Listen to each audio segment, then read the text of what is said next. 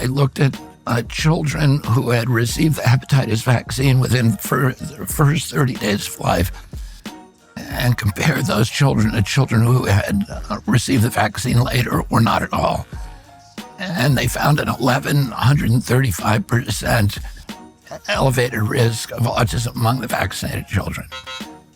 And it shocked them. They kept the study secret, and then they manipulated it through 5 different iterations to try to bury the link. Impressively, RFK Jr. has made the most basic mistake in all of epidemiology. Kennedy has failed to distinguish correlation from causation, and I'm going to give you a famous example of what's going on here. Crazy enough, people who drink more coffee have been shown to have higher rates of lung cancer if, and this is a very important if you don't control for any other variables. You see, people who smoke also tend to drink coffee more than non-smokers. So in very large data sets, the uncontrolled data appear to show that drinking coffee is associated with lung cancer until you control for smoking habits, at which point the effect disappears entirely. And of course, coffee does not cause lung cancer, smoking does. That's the type of mistake that Kennedy is making here. In the study he's referencing, before you adjust for any other variables, the raw data in one dataset seemed to show that mercury-containing vaccines may be associated with autism. However, after adjusting the data for things like age, healthcare-seeking bias, countrywide patterns in diagnosis, and others, researchers found there was no link at all between vaccination and autism. Here's why that's so important. The researchers found that children who received more vaccines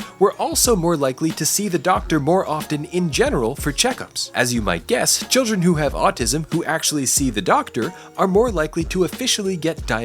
People who got very few vaccines were less likely to show up at the pediatrician later in general. And if you never see the doctor, you never get a diagnosis even if you have autism. That skews the data to make it look like vaccines are causing autism, but in reality, the children who got more vaccines were just seeing the doctor more in general, allowing for a formal diagnosis. And that was just one of the confounding factors that they controlled for. When Kennedy says that the CDC covered up the data and they went through 5 different steps to try to bury it, he's talking about controlling for confounding variables instead of just using the raw data. Kennedy is hoping that you will not dig back to the primary sources and that you won't realize he's lying through his teeth by presenting totally uncontrolled raw data. But that's why I'm here, and that's why you should give me a follow if you don't already. By the way, this is the exact same mistake Kennedy made last week to justify his decision to unilaterally change COVID vaccine recommendations for pregnant women.